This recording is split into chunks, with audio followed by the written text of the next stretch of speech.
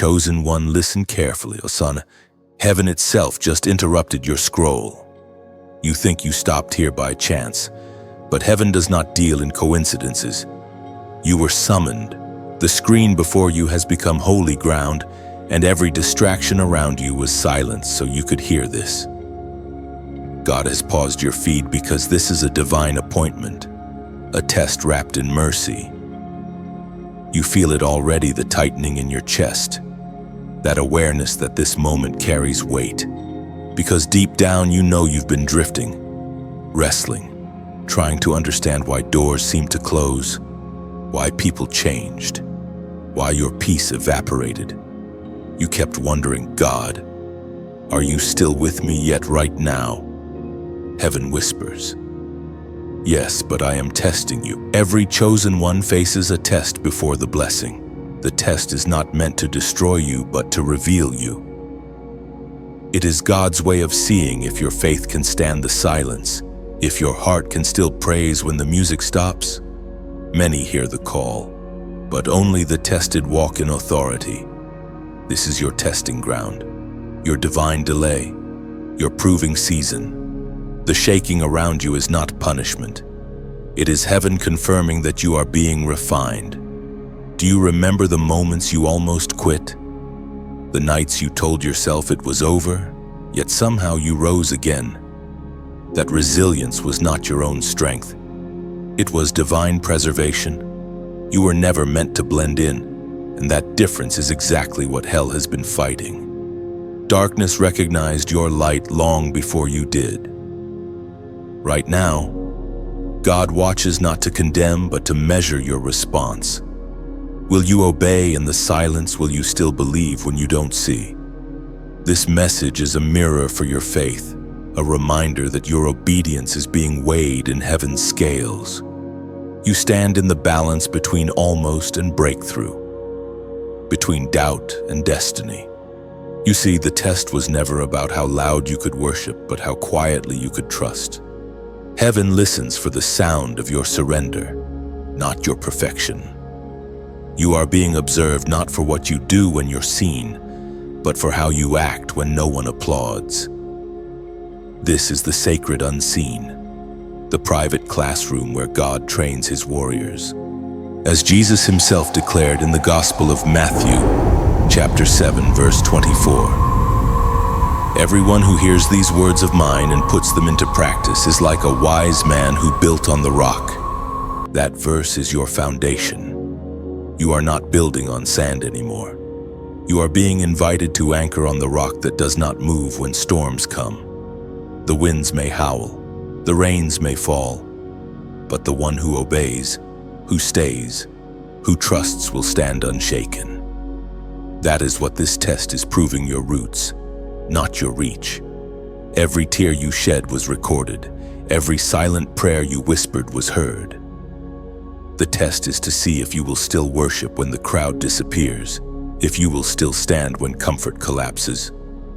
Because those who pass this test are the ones God can trust with nations, influence, and authority. Heaven is not impressed by performance. Heaven is moved by obedience. And the first act of obedience is not to run, but to remain. Stay still. Listen. The Lord is speaking through the pressure. He is saying, do not despise this moment. This is how I make warriors. Look at your story, every loss, every betrayal, every closed door. It has all been divine choreography. God is orchestrating something that eyes have not seen. You have been crying over what you lost, but what you lost was never meant to carry you into your next season. The stripping is mercy in disguise. And now, in this holy interruption, the test continues. Will you respond in faith? Will you believe that even in the silence, God is working, because your response right now determines what happens next? Beloved, lift your head. You are not forgotten. Heaven is closer than your breath. God did not bring you this far to leave you in confusion. You have been chosen, not by popularity, not by comfort, but by covenant. This message is his reminder you are still his.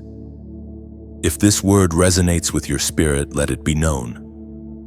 Like this message if it speaks to you. Share it with someone who's fighting their own test right now. Because this isn't just for you, it's for every soul who's been crying out for confirmation. Leave a comment declaring your faith. And if you haven't yet, subscribe to stay under this flow of divine revelation. Your obedience in small moments unlocks big miracles.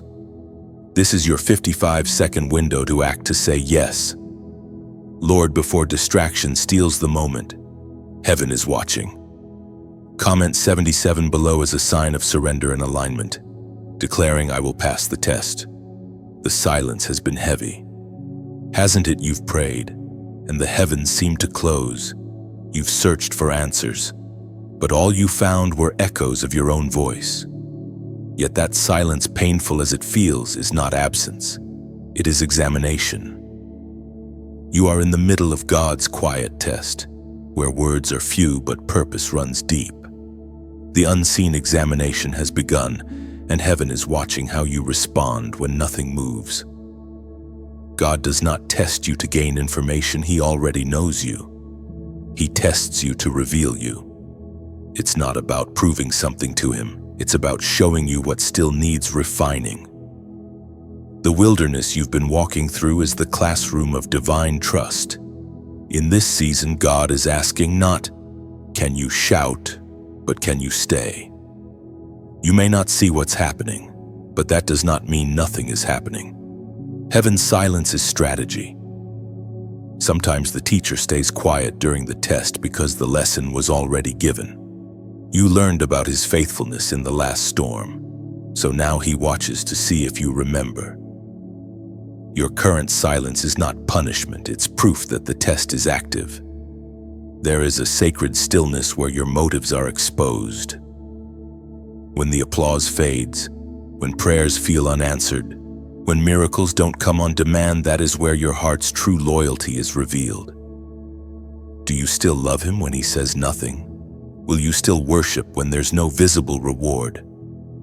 Those questions define this chapter of your journey. It is here, in the silence, that faith matures. It is here that you discover whether your devotion was convenience or covenant. God is not ignoring you. He is inspecting you. The very thing that feels like neglect is divine observation. He is watching how you speak about others while you wait, how you treat people when you feel unseen, how you hold integrity when nobody claps. Every quiet act of obedience counts as evidence of your faith. You've been asking, why does it feel like I'm alone? But heaven replies, because I trust you to walk without sight. The absence of affirmation is not abandonment, it's advancement. God removes external voices so that you can finally recognize his whisper. The Spirit spoke through the prophet Jeremiah, chapter 17, verse 10. I, the Lord, search the heart and examine the mind, to reward each person according to their deeds. This is the heartbeat of your test. God examines not to humiliate, but to elevate. When he inspects your motives, he is preparing to entrust you with something heavier, something holy. He is not testing to fail you. He is testing to promote you. You cannot carry divine authority without divine scrutiny. Every chosen one is sifted before they are sent. Think of it like gold under fire. It doesn't sparkle until the heat rises. The impurities come to the surface so that what remains is pure. That's why certain people left, why certain plans collapsed, why what once felt comfortable now feels constricting. It's not chaos, it's clarity. The test removes what can't stay for where you're going. And yet, even in this hidden testing, heaven is near. The silence is not empty. It's full of unseen movement. Angels are being assigned. Alignments are being made. The next chapter is already written, you just haven't turned the page yet. The delay is part of your development. Hold your ground, chosen one.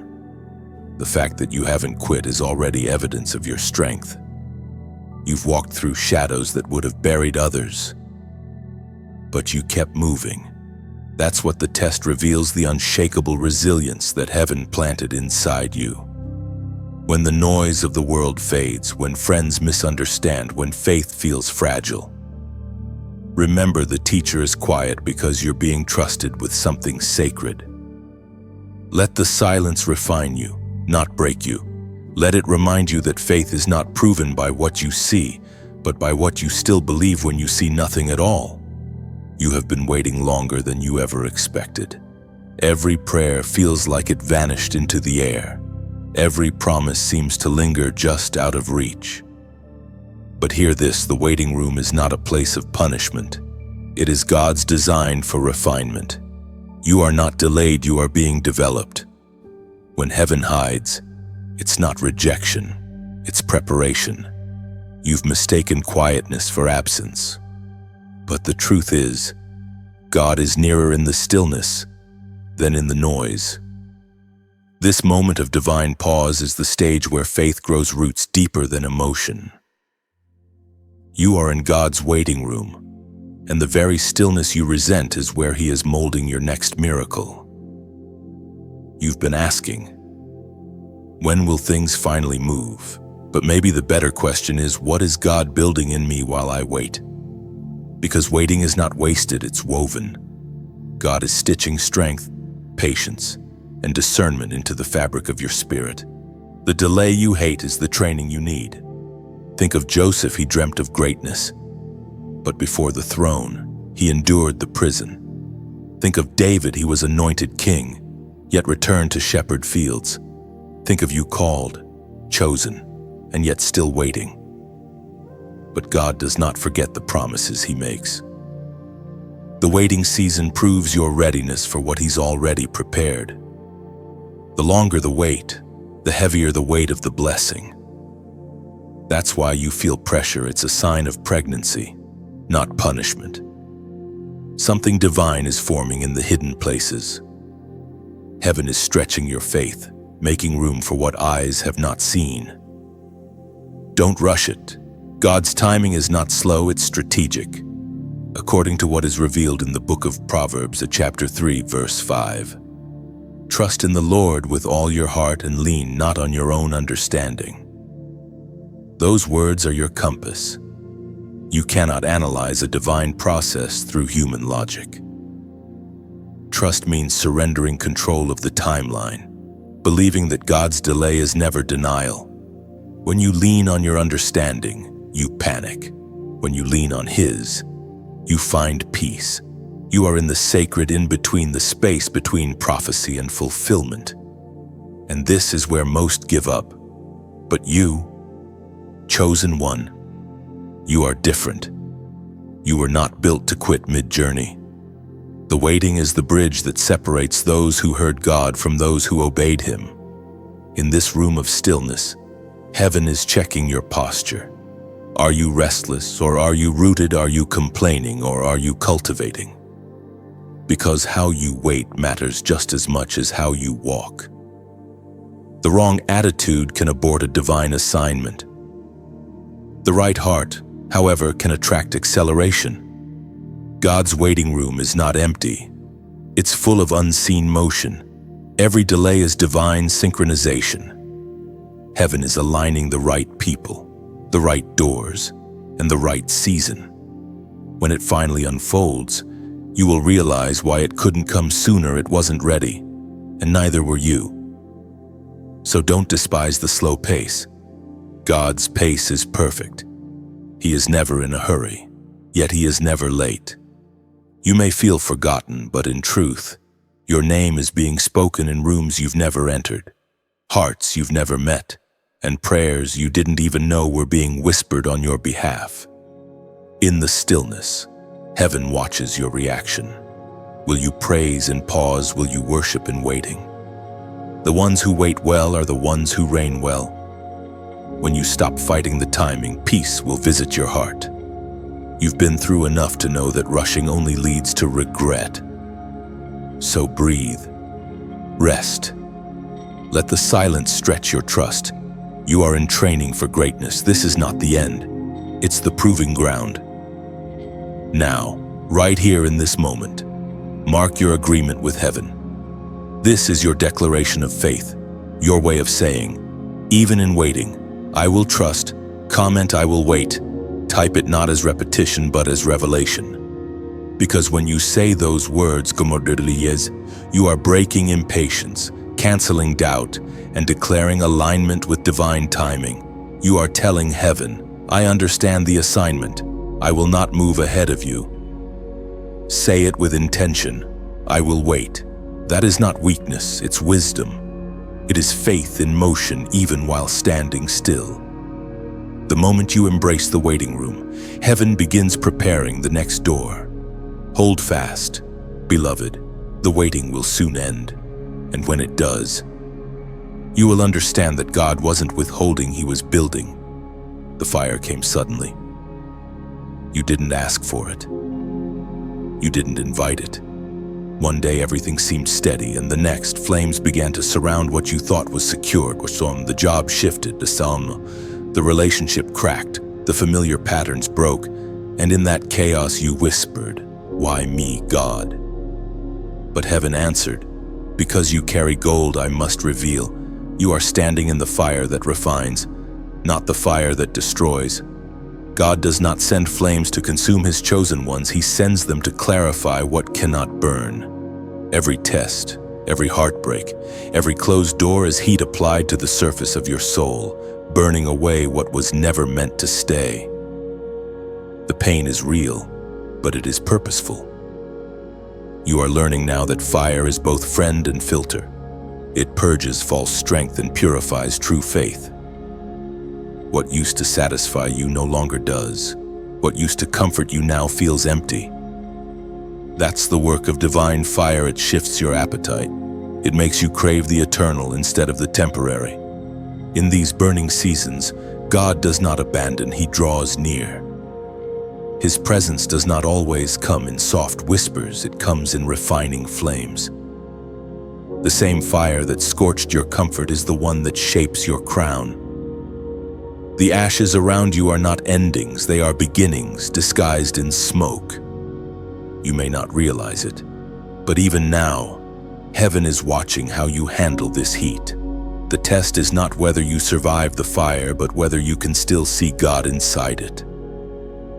The furnace does not change His nature, it reveals His nearness. When everything else melts away, His presence remains, unwavering, unchanging, unstoppable.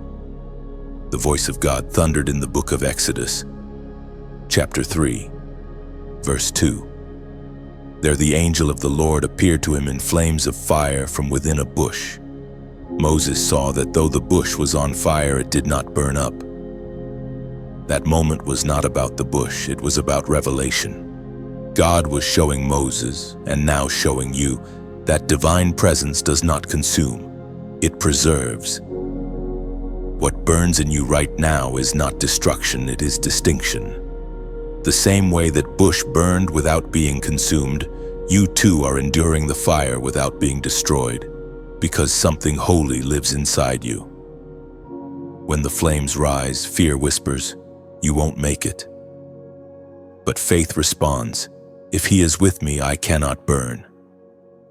Every chosen one learns this truth firsthand. The greater the calling, the hotter the fire. Those with lightweight assignments face light heat.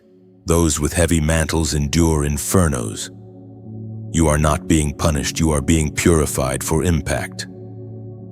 You are learning to trust the process, even when the process looks like loss. The things falling apart around you are not failures, they are removals. God is eliminating impurities so that the gold within you can reflect His glory.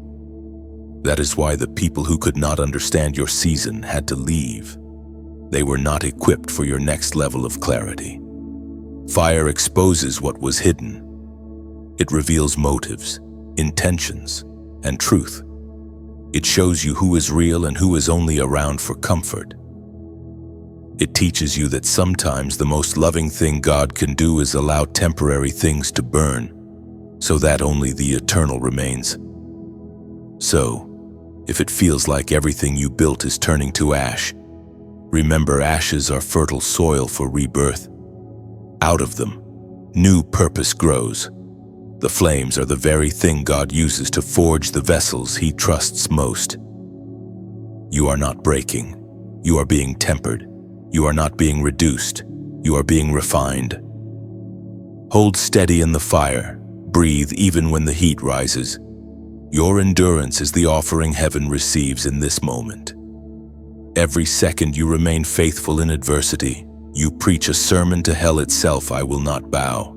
I will not burn. I will not break. The fire that surrounds you will soon testify for you. Those who doubted you will see that you did not survive by luck, but by divine preservation. And when the flames fade, you will not smell like smoke. You will walk out carrying the evidence of endurance, the shine of gold that only the furnace can give. Do not rush to escape what God is using to reveal your worth. The refining process hurts, but it heals.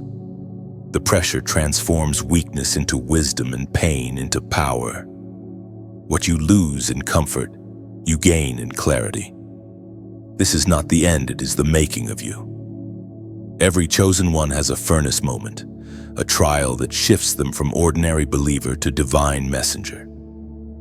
Yours is now, and when you emerge, radiant and steady, the fire will have done its work, revealing what hell could not touch and what heaven always saw, the gold inside your soul. There are seasons when the world grows silent, and it feels as if no one can hear your cry. You've shouted prayers into the night and received only echoes in return. The wilderness feels endless, the dry wind, the unfamiliar terrain, the loneliness of walking without direction. Yet, chosen one. You must understand, wilderness is not absence, it is appointment. Every voice that once surrounded you has faded because heaven wanted you to hear one voice, His. God calls His chosen into solitude, not to punish them, but to strengthen their hearing. When distractions are stripped away, revelation becomes possible. What once looked like isolation is actually intimacy in disguise.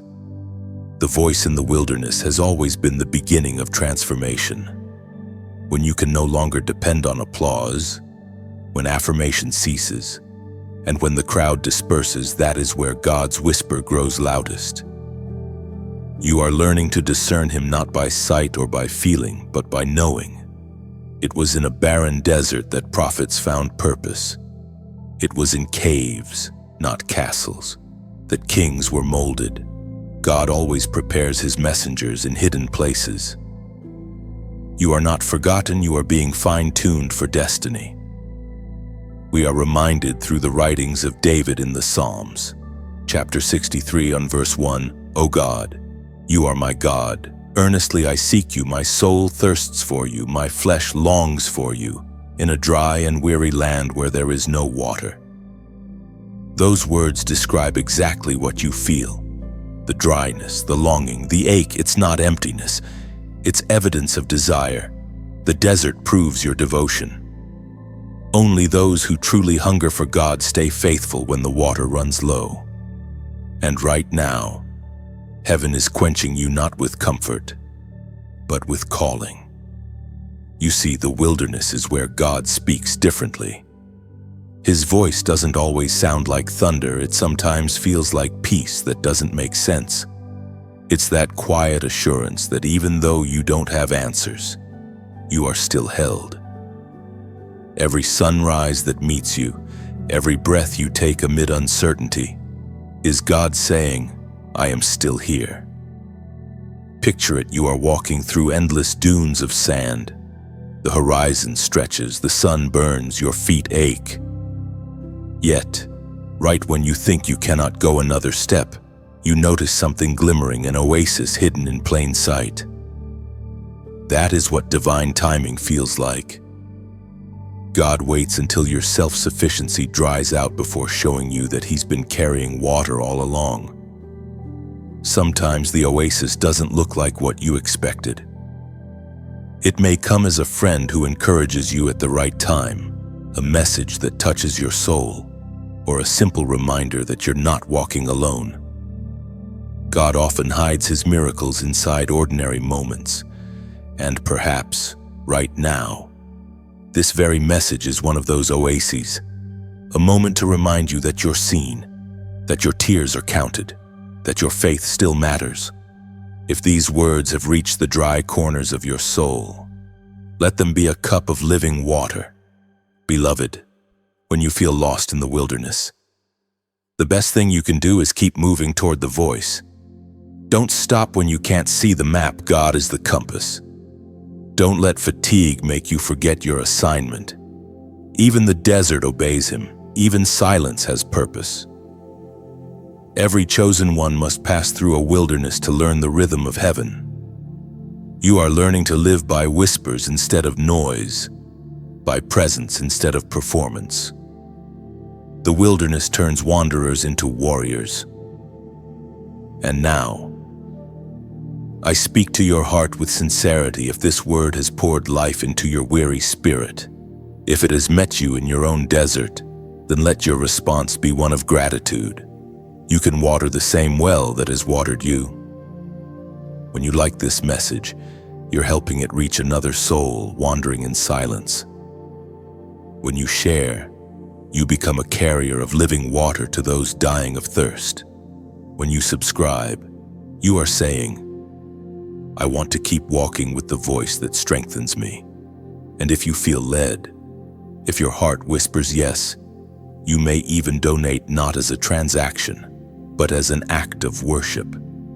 Every seed given helps this stream flow farther into deserts where hope has dried up.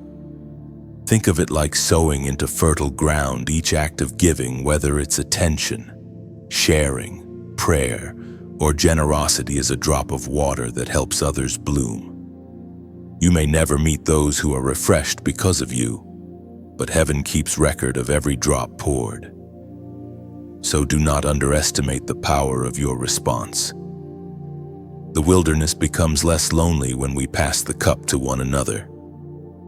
Keep walking, chosen one. The desert will not last forever. Soon you will see rivers forming in the dust, and when that day comes, you will realize that the wilderness was never meant to break you. It was meant to build your voice, your vision, your value, and when the next soul finds themselves wandering, your story will be the echo of hope they need to keep walking. Something divine is stirring in the atmosphere around you. You can feel it, a sense that something unseen is aligning, that invisible hands are rearranging circumstances in your favor. It is not imagination, it is orchestration. Heaven is setting a countdown not of seconds but of surrender. The prophetic countdown has begun, and those who discern it will move from delay to divine release.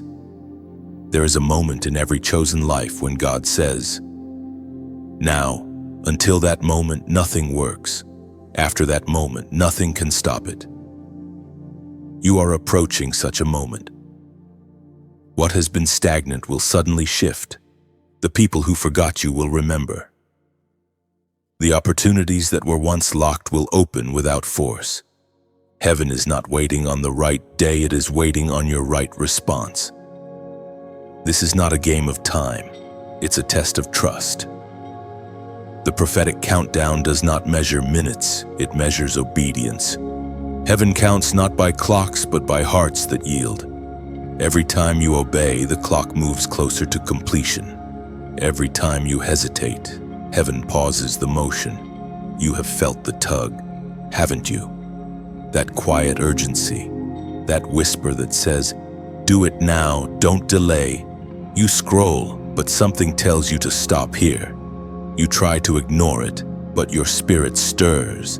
That is God's timing tapping on your heart, as was spoken in the sacred texts of old, in the book of Ecclesiastes, chapter 3, verse 1. To everything there is a season, and a time to every purpose under the heaven. That truth still breathes. You are in your time. The moment is ripe. The heavens are open, but the door swings only for the obedient. Every divine blessing has an expiration window, not because God is cruel, but because purpose moves in rhythm. When the rhythm comes, you must step in sync or miss the dance. This countdown is heaven's call for alignment. Think of it like standing before a departing train. You can hear the whistle, see the doors closing, and feel the urgency. God is saying, board now, trust now, move now. The next chapter requires immediate obedience. The countdown is not about fear, it's about focus. Heaven is clearing distractions, removing excuses, simplifying your attention. This is why old friendships are fading, why some doors shut abruptly. It's not rejection, it's redirection. God is narrowing your vision so that when He releases acceleration, you won't waste momentum on the wrong road. You might think, but I'm not ready. Beloved, obedience doesn't wait for readiness, it creates it. Faith rarely feels prepared, but it always moves anyway. The ones who see miracles are those who act when logic says wait. God's timing is perfect, but it requires partnership. He has prepared everything except your yes. When you give that, heaven completes what it began. Remember how Peter only saw the water hold him when he stepped out of the boat. That is what this countdown is about, movement that reveals miracles. Right now, heaven's numbers are shifting closer to breakthrough. Every hesitation delays the manifestation. Every step of faith shortens the distance. This is not symbolic, it is spiritual law. God honors movement. When you move, He multiplies. You've been sensing this divine stirring for weeks, maybe months. You can't explain it. But deep inside, you know something is about to shift. That knowing is the Spirit's confirmation that heaven's clock is almost at zero. Beloved, this is your divine cue. Don't let fear steal your moment. Don't let hesitation silence your breakthrough.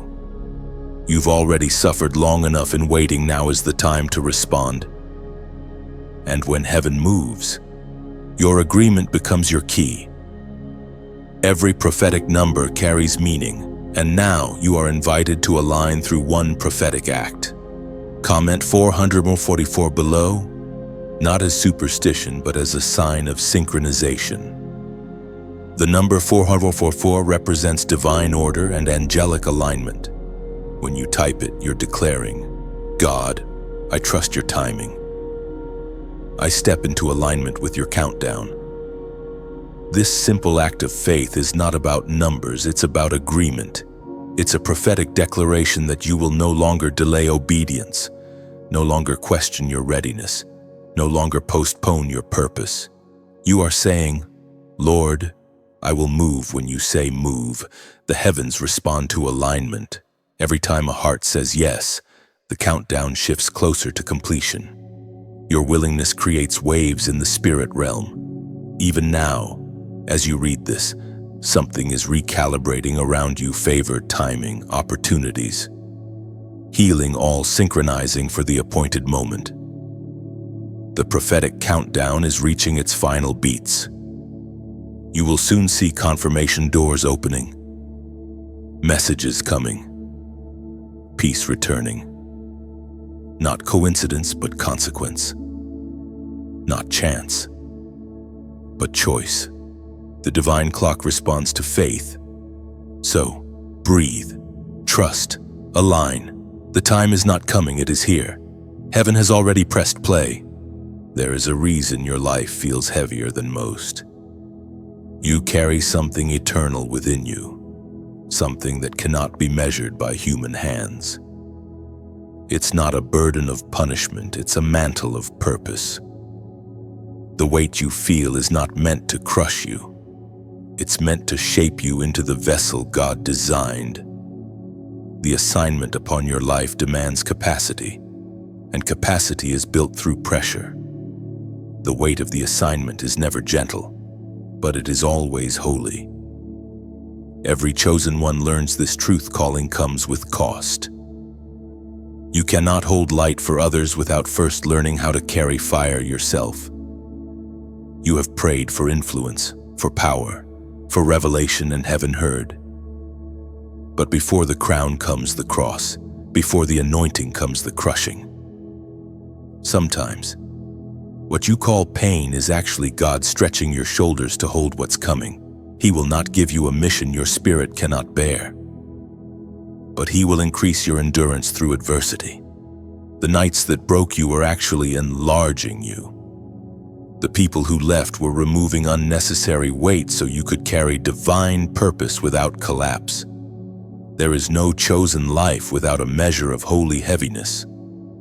You are being trained in spiritual weightlifting, carrying burdens that build faith muscles, lifting intercession that strengthens your soul, bearing compassion that doesn't faint under pressure. Every tear, every disappointment, every test adds to your spiritual stature. You have been entrusted with assignments that others could not survive. What destroyed them only disciplined you. The difference is not in strength, but in calling.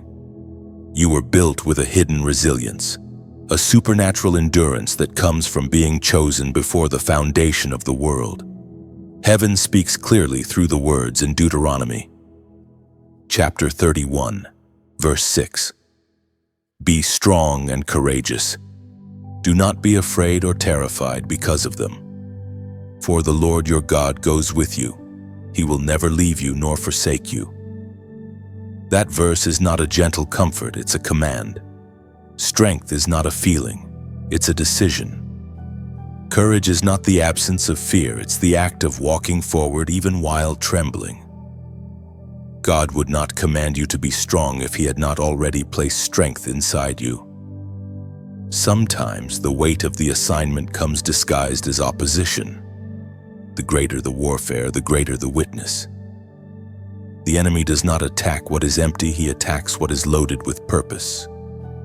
The pressure you feel is proof of what you carry. Heaven knows your potential and hell fears it. Think of a seed buried in the earth. To the untrained eye, it looks like death, but beneath the soil, pressure activates purpose. Darkness becomes the womb where destiny takes shape. That is your life right now, buried, pressed, unseen, but not forgotten. The weight is transforming you from promise to proof. You may say, this is too much, but God says it's just enough. He knows the exact limit of your strength. He will not allow the pressure to destroy you, but He will allow it to define you. Every crack in your vessel is where His light will eventually shine through. You are being refined to carry revelation without arrogance, authority without pride, power without corruption. The weight of this assignment is not random, it's personalized to your destiny. No one else can carry it because no one else was designed for it. When it feels unbearable, remember, even Jesus carried His cross before He wore His crown. The path of the chosen always includes moments of crushing. But after the crushing comes the oil, the anointing that breaks chains and heals nations. You are not being broken down. You are being poured out. This is why your life feels different from those around you. You can't move like them, think like them, or compromise like them because your calling demands consecration. You are not ordinary clay, you are royal material in the potter's hands. Every spin of the wheel, every press of his fingers, every reshaping of your soul is sculpting a vessel worthy of divine use. The weight may cause you to weep, but your tears are not wasted. They water the soil of your destiny. The heaviness may cause you to bend, but you will not break. What God places on your shoulders, He also strengthens within your spirit. So lift your head, warrior. Straighten your back beneath the weight. The same God who placed the burden will also provide the grace. Every heavy day carries holy meaning. The pressure you feel is not a sign of weakness, it is the signature of heaven marking you as trusted. You were never meant to live light because you were never called to live small. The heaviness you feel is proof that heaven invested something enormous inside you. And when the day comes that this assignment manifests in full, you will understand that the struggle was never punishment, it was preparation. You have watched doors close in your face that you thought would lead to destiny. You knocked, you prayed, you waited, and yet nothing opened. The silence of heaven seemed louder than ever, and disappointment crept in like an uninvited guest. You whispered, "Lord, did I miss something?" But beloved, you did not fail. You were being protected. When doors slam shut, it's easy to assume rejection. Yet in the language of heaven, closed doors often mean preservation. God sees what you cannot. He knows the conversations you never heard, the motives you never discerned, the traps you never noticed. Every no from God is a divine shield, not a punishment. There are doors that glitter but lead to traps, opportunities that promise much but would cost your peace. God's mercy sometimes comes disguised as disappointment. While you mourn what didn't open, heaven celebrates what didn't destroy you. The closed doors in your life are proof that God loves you too much to let you settle for counterfeit blessings. You might not realize it now, but every time God said no, He was saying, "Wait. Something better is being built." The frustration you feel is not failure. It's the tension of divine redirection. Heaven does not shut doors randomly, it does so with precision. The ancient words recorded in Romans chapter 8, verse 28 still echo today. And we know that all things work together for good to those who love God, to those who are called according to His purpose. That verse is not theory, it is testimony. Every detour, every delay, every disappointment is still working for your good. God's hand doesn't always push you forward. Sometimes it holds you back to protect what's sacred. You see, not all open doors are blessings, and not all closed doors are curses. The enemy also knows how to open doors of distraction, pride, compromise, and counterfeit comfort. The Father closes them so you won't walk into sabotage disguised as success. Think back on the times you forced doors open, relationships you knew weren't right, paths that felt heavy from the beginning. How did those stories end? Painfully. Yet every wound taught wisdom, and every lesson grew discernment. You now carry an awareness that you didn't have before: discernment of timing, of people, of peace. That's the gift that comes after closed doors. God's silence after a closed opportunity is not rejection, it's redirection. When one door shuts, heaven starts drafting a new blueprint. The delay between closed and open is where God rewrites your story with greater detail and depth. He's not just preparing a new door, He's preparing you to handle what's behind it. Imagine a shepherd who leads his flock toward a pasture. On the way, he sees a path that looks lush but hides wolves in the shadows. The sheep might bleat in protest when he steers them away. But the shepherd knows his detour is protection, not punishment. You are that sheep. God's redirection is your safeguard. Closed doors test your trust. They ask, will you still believe in His goodness when you don't understand His guidance? Faith is not proven when everything opens, it's proven when everything shuts and you still say, He is faithful. The truth is, God's no often makes room for His better. When the wrong door closes, the right one gains momentum. You may not see it, but behind the curtain, heaven is aligning people, places, and purposes that fit the destiny He wrote for you. There are also moments when God closes doors because He's transitioning you from being invited into rooms to owning them. Some opportunities end because your next level isn't participation, it's leadership. You're not being left out, you're being set apart. It hurts. I know. The sting of a closed door is sharp. But pain is not proof of abandonment, it's evidence of divine surgery. Something unhealthy had to be removed before you could move forward. God will never take something without the intention of replacing it with something greater. And soon, you will understand. The door that closed wasn't the end. It was the redirection that led to the door that was always meant for you. When that moment comes, you will look back and say, "Thank you for the no's that saved me from myself." So walk forward with peace. If the door didn't open, it wasn't yours, and if it shut suddenly, it wasn't safe. The same God who closes is the God who calls. The same hand that blocks one path is already turning the knob on another. Don't camp outside a door God has locked. Let go of what's gone. The hallway may be long, the silence heavy, but your next opening is being built with precision.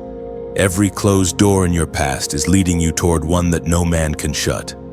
There comes a moment when the test stops being about endurance and becomes a matter of surrender.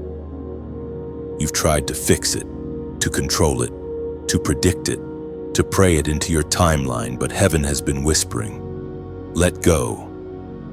You've been holding your breath, waiting for God to move. Yet He's been waiting for you to release. This is the moment of surrender, the holy crossroads where striving ends and trust begins. You've carried the weight of uncertainty long enough. You've replayed conversations, analyzed mistakes, questioned signs, and still, peace feels far away. But peace is not found in understanding, it is found in yielding. Surrender is not weakness, it's worship. It's the act of saying, "God, I may not know what you're doing, but I know you." That single declaration breaks chains faster than endless effort.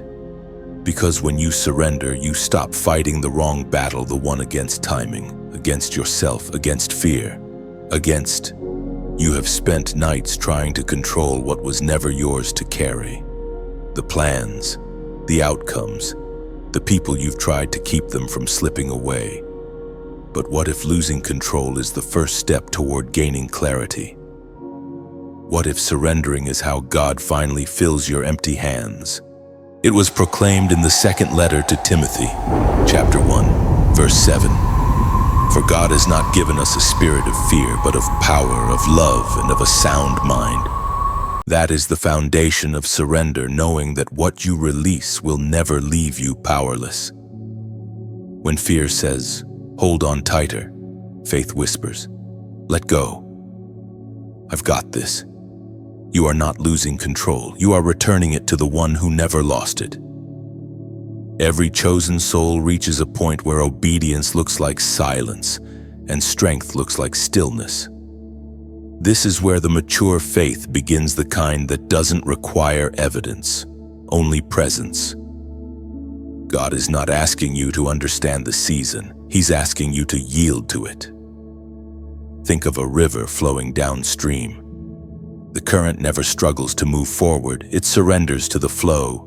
The obstacles it meets, the rocks, the bends. The narrow passages only shape its song. The river never stops moving because it never resists. That's how surrender feels. It doesn't always make sense, but it always finds purpose. You may say, "But what if I fall apart and heaven answers? Then I will hold you together." True surrender doesn't end in destruction, it ends in divine reconstruction. The hands that hold the universe are not too weak to hold your world. God is asking for your trust, not your perfection. The test is not whether you can do more, it's whether you can stop doing long enough for Him to do it through you. The miracle is waiting on the other side of release. You've been clutching your plan so tightly that your fingers have bruised from the pressure. But open hands receive easier than closed fists. Every time you loosen your grip, grace rushes in to fill the gap. That's why surrender feels lighter. It's heaven carrying what your heart can't. Beloved, listen carefully. You are not being asked to abandon responsibility, but to abandon anxiety. Let peace become your posture. Let trust become your rhythm. The battle you're fighting isn't against delay, it's against disbelief. You don't need to know every detail of what comes next. The one who called you has already written the end of your story, and it's filled with redemption. When you surrender, you're not stepping backward, you're stepping into alignment. The moment of surrender is holy ground. The angels pause, heaven watches, and your yes echoes louder than 1,000 sermons, because in that instant, you declare, God, you are enough. So breathe, chosen one, release what you can't control. Let your tears become worship, not worry. You've tried to carry it alone for too long. Now let heaven carry you. And if this message reaches you at the breaking point, let it be your confirmation that it's time to stop fighting and start flowing. Lay it down not because you've lost, but because you've learned. Comment, I surrender. Do it as a declaration, not a reaction. When you type those words, you're not giving up. You're giving God room to move. You're saying, I trust you even here, even now, even when I don't understand. And that act of faith will shift the atmosphere around you. Heaven records every whispered surrender, every heart that chooses peace over panic. This is the pivot point of your story, the moment everything starts to realign. The test is ending not through force, but through release. The fire doesn't destroy what is surrendered, it purifies it. And soon, when you look back, you'll realize that what you gave up wasn't loss at all, it was the door to freedom.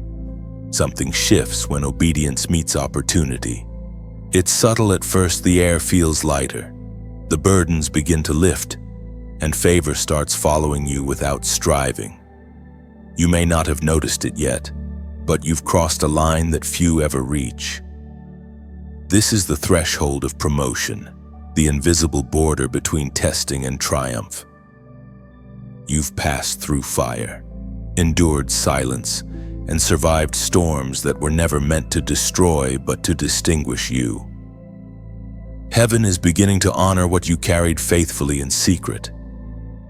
The very things that once worked against you are now working for you. The doors that once resisted you are now recognizing your name.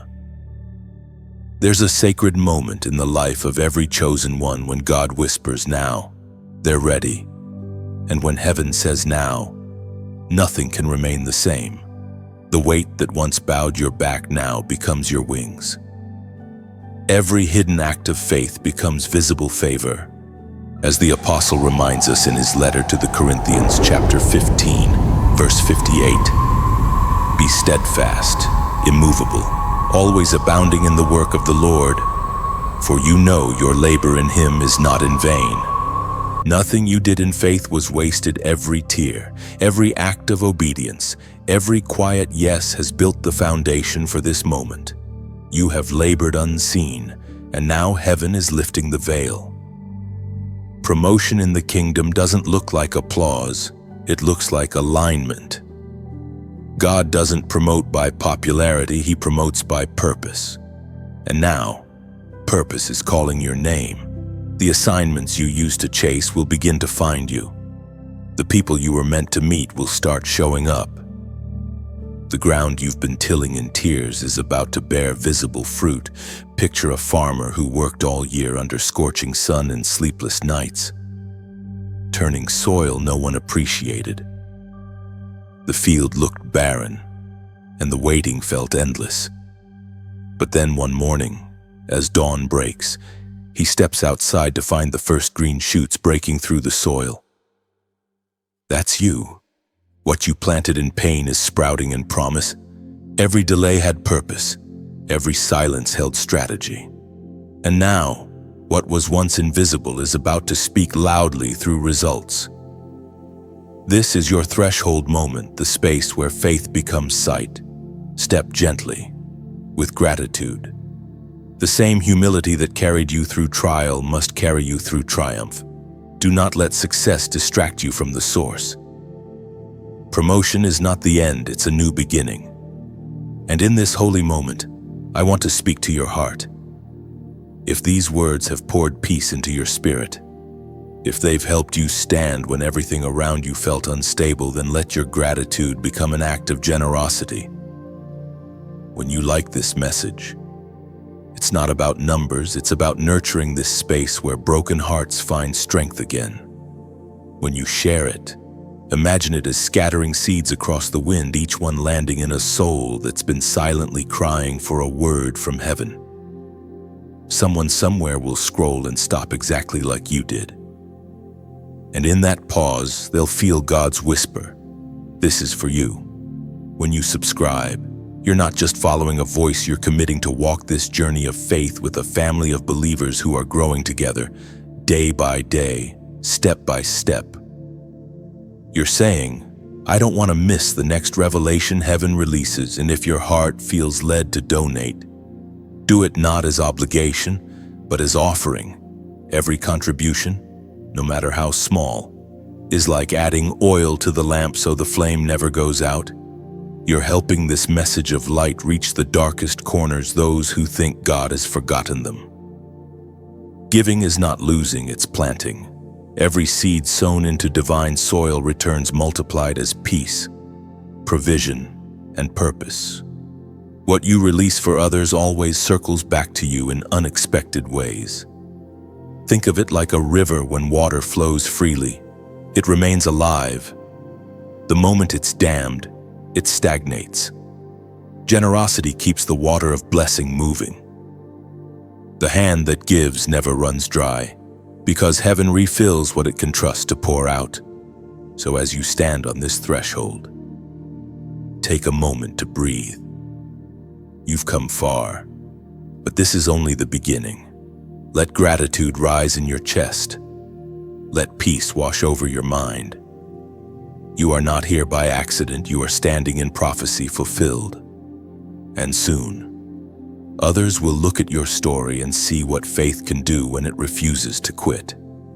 You will become proof that waiting on God is never wasted time. This threshold is not the end of your climb, it's the first step of your ascension. Keep your eyes on the one who opened the door, and keep your heart steady in humility. For what's ahead will require the same faith that got you here. But now that faith will move mountains, you've been walking through this season with a limp and invisible ache that only heaven truly understands. The world sees your smile, your strength, your endurance. But few know the nights you've wrestled in silence. You've battled questions that have no easy answers, prayed prayers that seem to echo back unanswered, and yet you've kept going. That persistence is not weakness, it's worship. You are wrestling with the angel, and though the struggle feels endless, it's sacred. The conflict is not between you and God, it's between who you were and who you're becoming. Every chosen one must experience this wrestling, because purpose is never birthed without pressure. Jacob knew that kind of fight. He was left alone at the river, wrestling with a presence that refused to let him go. He was not fighting for survival, he was fighting for identity. What once defined him was being stripped away so that destiny could take shape. In the same way, your struggle is holy. You are not being punished, you are being renamed. Heaven has been preparing you for transformation, and sometimes the only way to reveal who you are is to wrestle through who you're not. As the prophet wrote in the scroll of Hosea chapter 12, verse 4, he struggled with the angel and overcame. He wept and begged for his favor. He found him at Bethel, and there he spoke with us. Those ancient words still breathe life today. The wrestling isn't proof of rejection, it's evidence of encounter. Only those who have truly met God know what it's like to come out limping yet alive, wounded yet wiser, marked but not destroyed. The limp you carry now is not shame, it's signature. It's heaven's way of saying this one has wrestled and survived. You've gone through fire, through confusion, through questions that made your faith tremble. But trembling faith is still faith, and wounded worship still reaches heaven. The pain you feel is not random, it's revelation. The very struggle you're trying to escape is forming spiritual muscle memory. You're learning to cling to God not because He's easy to understand, but because He's the only one who doesn't let go. There's a depth to those who've wrestled. They speak differently, love differently, pray differently. They no longer chase approval because they've already been seen by the only eyes that matter. They carry quiet authority, the kind that cannot be taught, only endured. You may not realize it, but the night you're living through is about to give way to dawn. The wrestle always ends with blessing. God never lets you leave His grip empty-handed. The wound becomes a reminder of where you met Him. And though you may walk differently from here, you will also walk deeper. This is the paradox of divine wrestling. You lose and win at the same time. You surrender control but gain communion. You release your plans but receive His purpose. You let go of who you thought you had to be and embrace who you were meant to become. Sometimes God allows struggle not to change His will, but to change your walk. The limp slows you down, teaches humility, keeps you dependent. It reminds you that grace is not theory, it's oxygen. Every step you take now carries the rhythm of reliance. The night of wrestling also reveals the tenderness of God. He could have ended the match instantly, but He stayed, matching your effort, letting you press and pull and question until you were ready to receive. That is mercy, to allow the fight until the heart finally yields. If you feel exhausted, take comfort. Exhaustion often precedes elevation. The dawn is closer than you think. The same sky that covered your tears will soon blaze with morning light. And when it does, you'll realize the purpose of your pain. It wasn't to destroy you, it was to rename you. Jacob entered the night as a deceiver, but emerged as Israel, a prince who had prevailed. You too are crossing that line. The labels the world gave you are being replaced by the name heaven wrote long ago. The limp you carry will preach louder than your victories ever could. Walk with it unashamed. Let it remind you of where you met God face to face and live to tell the story. You may never forget the night of struggle, but you'll also never forget the dawn that followed. You can feel it, something is shifting deep inside your spirit. The storm that once terrified you now feels like transition. You're not breaking down, you're being exchanged. The divine exchange is taking place. Heaven is trading what was heavy for what is holy, turning weakness into weapon, fear into faith, wounds into wisdom. God does not waste pain, He repurposes it. Every tear becomes a seed, every loss becomes a lesson, every setback becomes setup. You have come too far to go back to what broke you. Heaven is saying the old garments no longer fit. You are being dressed in new strength, new grace, new authority. What's happening to you now is invisible but irreversible. You've been emptied so you can be filled again, this time with something divine. The ache you feel is spiritual surgery, the extraction of fear and the implantation of power.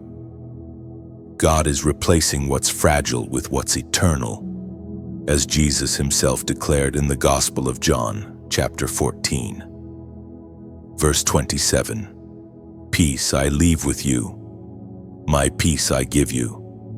I do not give to you as the world gives. Do not let your hearts be troubled and do not be afraid.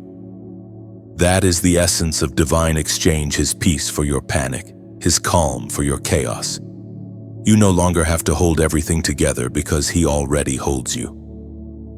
You are stepping into a new rhythm now, one not powered by striving but by surrender. This transformation is subtle yet seismic. It's the moment when you stop begging for strength and start realizing you are strength in motion. Heaven has begun transferring ownership. What used to belong to pain now belongs to purpose. The memories that once haunted you will soon testify for you. Think of a caterpillar cocooned in silence. It looks still, but inside, everything is being undone and remade. That's you. The shell of your old season is cracking, not because you're breaking, but because you've outgrown who you were. The wings forming within you will soon require space, and when that moment comes, nothing can keep you grounded. You've carried fear long enough. You've rehearsed worst-case scenarios, expecting disappointment to knock again. But the Father is whispering, you are safe now. The danger has passed and the discipline has done its work. The enemy that chased you cannot cross into this next phase. The exchange is heaven's border. What tormented you before has no passport to follow you here. This new peace you're feeling is not fragile, it's fortified. It's the kind of calm that comes when the storm realizes it cannot sink you. You've learned to rest even while waves crash. You've discovered the secret that only tested souls understand. Peace is not the absence of conflict. It's the presence of God in the middle of it. The divine exchange is not a transaction, it's transformation. It's what happens when you give God your ashes and He hands you beauty, when you release your timeline and He gives you eternal purpose, when you trade fear for faith and watch your whole world shift in response. You are no longer fighting for survival. You are learning to live again. The fragments you thought were useless are becoming the mosaic of your new identity. Every scar carries light now, proof that darkness lost.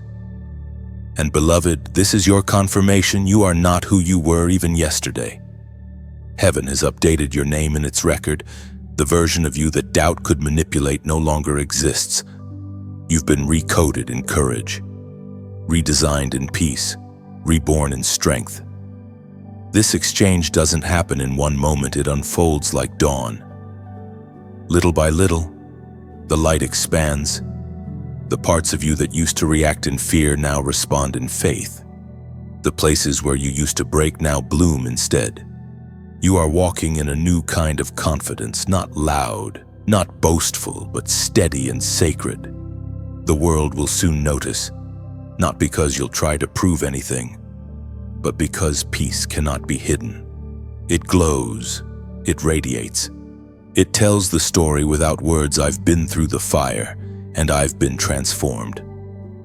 This is your season to embrace the exchange fully. Do not cling to what God has already replaced. The old fear, the old guilt, the old shame, they have expired. Heaven's hands are open, waiting for your surrender. And right now, in this sacred moment, you can seal your agreement with heaven through one simple prophetic act. Comment 222 below. This number represents divine balance and new beginnings, a symbol that heaven's timing and your obedience have aligned. When you type it, you are declaring, I receive the exchange. I choose peace over fear, trust over control, destiny over delay. This is more than a comment, it's a covenant. It's your visible yes to the invisible work God is completing within you. You're not just reading a message, you're stepping into transformation. Breathe deeply. Let go fully. The divine exchange is complete. What once broke you now builds you. What once scared you now sends you. You have crossed from fear into fullness, and nothing can reverse what heaven has done. You've felt the noise grow louder lately. Haven't you? Doubts circling your mind, distractions tugging at your peace, voices competing for your attention. It's not coincidence, it's warfare. Whenever heaven schedules elevation, hell sends interference. The closer you get to breakthrough, the more confusion the enemy tries to create. But listen carefully, the noise around you is only proof of the clarity waiting ahead. You are standing on holy ground that looks ordinary. The pressure, the distractions, the sudden emotional turbulence, they are all signs that your spirit has entered a new realm of visibility. The darkness has recognized your growth and it's trembling. It knows your obedience has started changing atmospheres. This is the phase every chosen one encounters before divine unveiling, the storm before the reveal.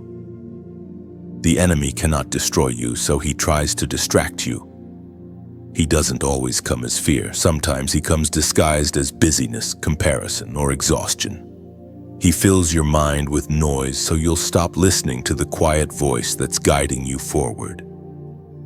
But heaven is teaching you discernment through disturbance. The noise around you exposes the voices that no longer deserve access to your spirit. Not every thought deserves meditation. Not every emotion deserves reaction. You are learning to silence the temporary so you can hear the eternal. The apostle reminds us through the words in Ephesians chapter 6, verse 12. For our struggle is not against flesh and blood, but against the rulers, against the authorities, against the powers of this dark world, and against the spiritual forces of evil in the heavenly realms. You are not fighting people, you are confronting patterns. You are not wrestling with circumstances, you are contending for clarity. The voices of doubt, fear, and confusion are not random, they are strategic. The enemy knows he cannot take your destiny, but if he can take your focus, he can delay it. That's why spiritual maturity begins with silence. The mature learn to pause before they panic, to pray before they speak, to wait before they worry. Silence becomes their weapon, and peace becomes their armor. You've noticed how quickly things shift now. One moment of prayer and the heaviness lifts. One word of worship and the atmosphere changes. That's not imagination, that's authority. You've grown spiritually, and the enemy can sense it. That's why the warfare feels personal. It's because it is. The voices of doubt often disguise themselves as reason. Are you sure God said that? Or what if you're wrong this time? Those whispers are ancient. They're the same ones that echoed in the garden, the same ones that tried to question divine identity. But you already know the truth. God's voice brings peace, not panic, clarity, not confusion. In this season, discernment is your compass. Not everything loud deserves attention. The enemy screams, but God whispers. And his whisper is never lost to the one who chooses stillness. Sometimes the loudest battles are fought in silence. When you resist the urge to explain, defend, or react, you are declaring that peace, not pride, rules your spirit. The world equates silence with weakness, but heaven calls it strength. Because silence gives space for God to speak louder than chaos. You are being trained to hear on a new frequency. It's not about volume, it's about vibration.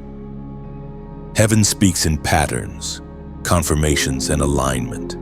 That's why, when distractions arise, it's not a sign to give up, but to tune in. The static increases right before the signal becomes clear.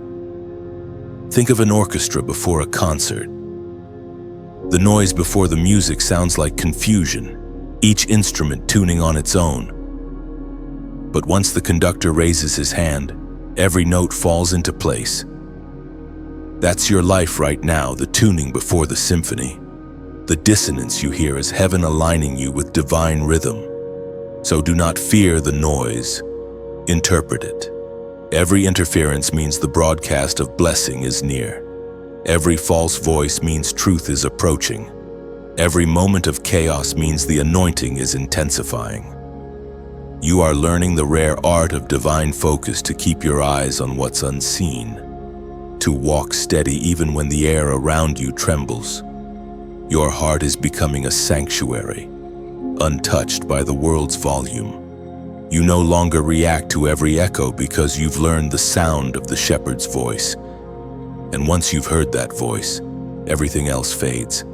Let the world buzz with opinions. Let confusion roar. You stay anchored. You stay still. The ones who win these unseen wars are not the loudest, but the most anchored. Soon, the noise will fade, and what remains will be revelation. You will understand why the attacks intensified. It was never about stopping you. It was about testing your frequency. Heaven wanted to see if you could still hear amidst chaos, and you have proven that you can. This is the silence before manifestation, the sacred calm before the unveiling. You've outlasted the noise, and because of that, your next season will speak for itself. Everything that once felt chaotic is beginning to take shape. The storms that once threatened to drown you are now revealing their purpose. Every gust of wind that once pushed against you was heaven's way of sculpting your crown. The crown under construction, that's what this season is. What feels like breaking is actually building.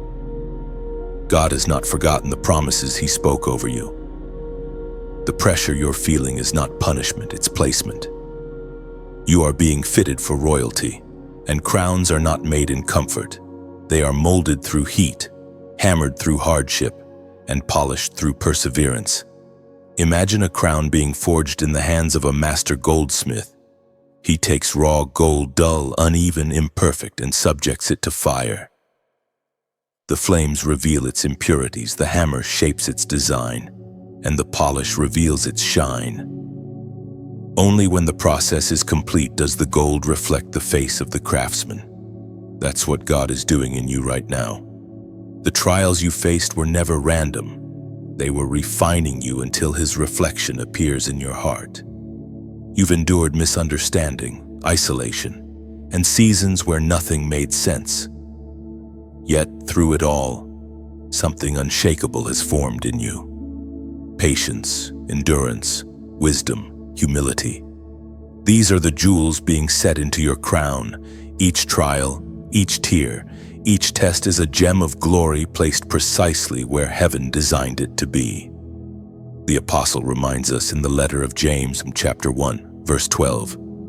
Blessed is the one who perseveres under trial, because, having stood the test, that person will receive the crown of life that the Lord has promised to those who love Him.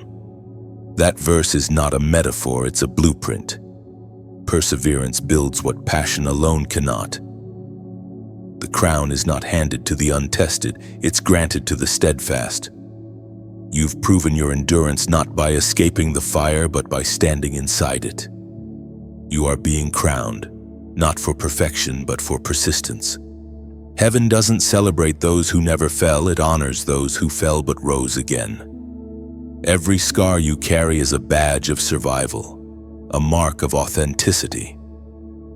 You've been refined by loss and matured by waiting. And now, as your crown takes form, you will begin to understand why certain things had to hurt the way they did. Some seasons stripped you bare so you could see what truly mattered. Some people walked away so that heaven could teach you the value of solitude. Some dreams had to die so that divine destiny could live. Each loss was a reshaping, each delay a measurement of fit. God wasn't denying you, He was designing you. The crown you are receiving is not made of gold or jewels, it's made of wisdom, compassion, and resilience. It glows not with earthly shine, but with heavenly light. It represents the authority of one who has learned to love even after being wounded, to trust even after being disappointed, to believe even after being broken. And though you may not see it yet, others do. They see the calm in your spirit, the grace in your words, the depth in your eyes. They sense something royal about your presence, not arrogance, but assurance. You carry peace like a scepter, kindness like armor. You've become living proof that endurance births elegance. The hammer strikes have stopped hurting as much, haven't they? That's because you've learned the rhythm of the Maker's hands. You've stopped resisting and started trusting. You now understand that every strike was shaping your strength. Every pause was purpose. The process you once feared has become the very thing you thank God for. This is the hidden miracle of transformation. What once made you cry now makes you wise. The wounds that bled now breathe wisdom. And in heaven's eyes, that's what beauty looks like, strength wrapped in surrender. You are not almost crowned, you are already wearing it in spirit. The physical manifestation will follow, but heaven has already placed it on your head. That's why the enemy fought you so fiercely, because he saw what was being built before you did. Now wear your invisible crown with humility. Move through this world with quiet authority, knowing that the process was worth it. You were never just being tested, you were being tailored for glory. There's a light rising around you now, soft at first, but unmistakable. It's not the light of circumstance changing, it's the light of revelation dawning within you. The revealing light doesn't simply illuminate your surroundings, it exposes your essence. What you've become in the darkness is now being unveiled in divine clarity. The same fire that once frightened you has refined you. And now, heaven says, show them who you are. You are no longer hidden in shadows. The test has revealed your DNA, strength wrapped in grace, humility crowned with power. You carry light that terrifies darkness. And even when you don't see it, others feel it. Light is not loud, it simply is. It enters a room and changes it without effort. That's the kind of illumination God has placed in you. You don't have to announce your glow. You just have to stay lit. The glow is the testimony. The apostle wrote in the Gospel of Matthew, chapter 5, verse 14, "You are the light of the world. A city set on a hill cannot be hidden." That truth now defines you. You are not a flicker in the distance, you are a city of light designed to guide others through their night. The experiences you thought disqualified you are now what give your light its unique hue. The brokenness you carried became the lens through which your glow shines brighter. But light has purpose only when it's shared. The glow inside you is not meant to stay contained. It's meant to reach, to warm, to awaken. Somewhere, someone is stumbling through a night you've already survived. Your story could be the torch that guides them home. And this is where your voice matters. When you like what you've just heard, it's not vanity, it's validation that the light has reached another heart. It tells heaven, yes, this flame still burns. When you share, you become a carrier of that flame. Picture a single candle lighting another, it loses nothing yet doubles the light. The more you share, the brighter the night becomes for someone else. When you subscribe, it's like joining a caravan of torches journeying together through a dark valley. Each message becomes a spark that keeps you from growing cold. It's not about following a page. It's about staying connected to the current of encouragement that keeps faith alive. And if you ever feel led to donate, understand that generosity is how light multiplies, but it's like adding oil to a lamp so it never goes out. Every gift, big or small, is a flame passed forward. You might never see the faces it warms, but heaven does. You're not giving to a platform, you're giving to purpose. You're saying, let the light keep burning, even in the places I'll never go. We often underestimate how simple acts sustain sacred fire. A click, a word, a prayer, a seed, each one is a spark. God doesn't measure the size of the flame. He measures the sincerity of the offering. And to those who linger silently, unsure whether they matter, listen closely, you do. Your presence in this space means the light reached you. And now, it lives in you. This message is not random, it's a mirror reflecting the truth of who you are becoming. The revealing light does more than expose, it heals. It touches old wounds and says, you can stop hiding now. It shines on the forgotten corners of your heart, not to shame, but to sanctify. Every place once marked by fear is being repainted with grace. This is your unveiling. Heaven's spotlight isn't to embarrass you, it's to celebrate you. You've walked through darkness with integrity. And now the stage of destiny is ready. Step into it, not as someone seeking applause, but as someone carrying purpose. And when people see you shine, when they ask how you survived what tried to bury you, tell them the truth. It wasn't me. It was the light within me. Because that's what revelation really is, not showing off yourself, but showing off His glory reflected through you. So take a deep breath. Let the warmth of this moment settle into your soul. The revealing light is here not to blind, but to bless. Walk boldly into it. And if this word has touched you, if it's helped your heart remember its glow, leave a reflection below. Tell the world what this light means to you. Your words might become the spark that reignites someone else's faith tonight. The silence that once surrounded you has changed its tone. It no longer feels like abandonment. It feels like anticipation. Something in the unseen has shifted.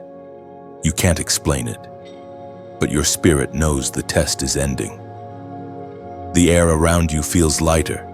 Your prayers no longer echo, they ascend. The long season of proving is closing, and heaven is marking your obedience. The passing of the test is never announced with trumpets. It arrives quietly, like dawn spreading across the horizon. One moment you are still questioning, still straining to hear, and the next, peace settles in soft, certain, undeniable. You realize that nothing external changed, yet everything inside you did.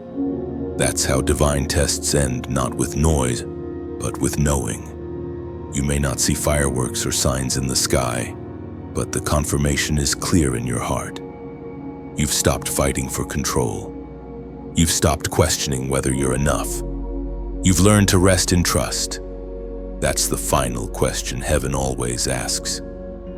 Can you believe without proof? Can you obey without explanation? You've answered yes, and that yes has shifted your story forever. The ancient voice speaks again through the prophet Isaiah, chapter 43, verse 2. When you pass through the waters, I will be with you. When you walk through the fire, you will not burn. That verse was not written for comfort, it was written for confirmation. You have passed through waters and were not drowned. You've walked through flames and were not consumed. You are the living evidence that endurance outlasts adversity. Every test has a hidden purpose, and yours was obedience. God wanted to know if He could trust you with silence, with rejection, with delay, and you did not falter. Even when your knees shook, you stood. Even when you wanted to run, you stayed. That is why heaven has marked your name for favor. The mark of the tested is subtle but unmissable. It's in the way you speak, measured, compassionate, no longer reactionary. It's in your eyes, peaceful, steady, aware. It's in your posture, no longer striving, simply surrendered. The storm has shaped you into something that cannot be shaken. You no longer need to prove yourself because you've realized the test was never about performance. It was about positioning. The wilderness has become your training ground. The waiting room has become your sanctuary. You've learned that success is not measured by applause, but by alignment. There's a sacred moment after every test when heaven pauses not to question, but to commend. The teacher watches the student lay down the pen, exhale, and rest. That's where you are right now. The grading is finished. The result is grace. You may wonder, how do I know I've passed? It's simple. You no longer feel the same urgency to fix what's broken. Peace has replaced panic. Gratitude has replaced grasping. You look at closed doors without resentment, at old wounds without bitterness, and at yourself without shame. The test has fulfilled its purpose because it transformed you. The greatest proof of growth is not that the storm ends, but that you no longer fear its return. You've discovered the calm within the chaos, And that is the essence of maturity. In heaven's records, this test will be remembered not for your perfection, but for your persistence. Every time you chose faith over frustration, you rewrote a chapter of your destiny. Every time you resisted the urge to quit, the heavens applauded silently. The tests you thought were breaking you were actually crowning you. Now, the shift begins. Favor starts to move toward you like a tide returning to the shore. You will notice small confirmations, doors that open effortlessly, opportunities that find you, peace that feels unshakable. These are not coincidences, they are rewards. The ones who pass the test are always promoted by grace, not by grind. But remember, the passing of the test is not the end of learning, it's the beginning of legacy. What you've gained in this season was not meant only for you. It's the wisdom you will one day pour into others who stand where you once stood, confused, weary, questioning their worth. You'll recognize them instantly because you'll see yourself in their eyes, and you'll tell them, you'll make it. I did. That is how heaven multiplies victory through testimony. The light born from your obedience will now guide others through their own trials. So rest now. You don't have to strive anymore. The test has passed, and you are found faithful. The fire has cooled, the river has calmed, and your soul has found still waters. You are ready for the next season, not as a student under pressure, but as a messenger of proof. You stand now at the edge of a new horizon. The light is softer here, the air lighter, the silence peaceful rather than empty. What once felt like wilderness has turned into open field, and the weight that used to bend your shoulders has lifted. The journey has come full circle. The test has passed. You are no longer the same person who began this path. This is the reward of the faithful, not just blessings that can be touched, but peace that cannot be shaken. The true reward is transformation. You have become what heaven envisioned when it first whispered your name into existence. You have walked through fire and learned not to fear the flame. You've crossed floods and realized that faith floats. You've been pressed but not crushed, wounded but not wasted. Everything meant to break you has instead built you. Now, you carry the quiet authority of the refined. Your spirit moves differently. You no longer rush ahead of time.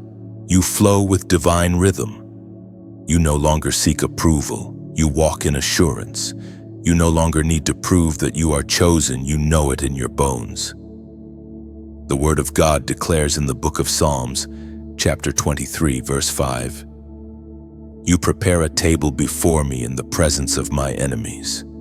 You anoint my head with oil. My cup overflows." That scripture isn't merely poetic, it's prophetic. The table has been set. The very ground where you once wept will soon host your celebration. The same eyes that watched you stumble will witness you rise, and the same voices that doubted will fall silent when they see the overflow. But your heart, transformed by testing, will not seek revenge, it will radiate mercy. Because once you've walked through the fire with God, you no longer crave vindication, you crave peace. This overflow is not about material gain, it's about spiritual abundance. Your cup is not filled with wealth or status, but with wisdom, compassion, and unshakable faith. You've learned to see blessing not as something you receive, but as something you become. Now, when others encounter you, they encounter evidence that endurance is worth it. You are entering a season of divine reciprocity where what you poured out in tears returns multiplied in joy. The harvest has ripened. The lessons you learned in silence will soon echo in songs of gratitude. But even now, heaven whispers, stay humble, stay kind. Remember the path that formed you. Because the reward of the faithful isn't a finish line, it's a lifelong flow of grace. God doesn't simply repay, He restores. He gives back in ways that don't just replace what was lost, but redefine it. The people who left made room for the ones who are coming. The opportunities that vanished have cleared space for the ones that will fit perfectly. The prayers that seemed unanswered were only waiting for the right time to unfold. Think of a tree after a long winter. It looks barren for months, branches stripped, roots silent, but inside, life is gathering strength. Then suddenly, buds appear, flowers bloom, and fruit begins to form. That's your life now. What was dormant is awakening. The roots you built in the dark are now feeding your public fruit. You no longer fear the seasons because you've learned they all serve a purpose. You've seen how even loss fertilizes growth, how even silence strengthens hearing, how even delay deepens trust. You have become fluent in the language of endurance. And the most beautiful part, you carry no bitterness, only gratitude. You thank God for the no that protected you, for the waiting that matured you, for the pain that purified you. You understand now that favor without foundation collapses, but favor built on faith endures forever. This is the posture of the faithful, hands open, heart steady, eyes lifted. You know that every step ahead will be guided by the same grace that carried you through the test. You're no longer striving to arrive, you're learning to abide. Rest has replaced resistance. Peace has replaced panic. Worship has replaced worry. The world will notice, but you won't need to explain. Your peace will preach louder than words. Your joy will testify without sound. The very presence you carry will shift rooms not because of what you do, but because of who you've become. You've reached the part of the story where gratitude turns into legacy. What God has done in you will ripple outward. The wisdom born from your trials will become someone else's roadmap. Your scars will mentor. Your words will heal. Your journey will inspire. That's the multiplication of faith. What began as your survival story becomes someone else's salvation seed. And so, the reward of the faithful is not a destination. It's a revelation that every test, every tear, every hidden night was leading to this radiant moment of knowing God was always here. You never walked alone. You never waited in vain. You never lost anything that heaven intended for you to keep. Breathe deeply. Chosen one. The air is clear here. The sun is rising over fields you once crossed in darkness. You have arrived not at the end, but at the beginning of living as one fully surrendered, fully awakened, fully alive. Chosen one, you've reached the end of this divine journey, but truly, it's the beginning of a brighter chapter. You've walked through fire, crossed rivers, faced silence, and found strength in surrender. Now, you stand radiant, refined, real, and ready. Heaven smiles, knowing you made it. If these words have stirred something in you, don't let them fade into memory. Let them move through you. When you like this message, you're not just acknowledging a story, you're sealing agreement with heaven that your journey has meaning. When you share, you carry light into another heart that might still be walking through its own night. Someone somewhere is waiting for a word you now carry. When you subscribe, you're joining a circle of believers who refuse to give up, who stand shoulder to shoulder in faith and fire. And if this message has poured life into you, take a moment to comment below. Your testimony could be the spark that reignites another soul's hope. This is not farewell, it's continuation. Keep walking, keep shining, keep believing. The same God who brought you here will lead you farther still. You are not done. You are becoming.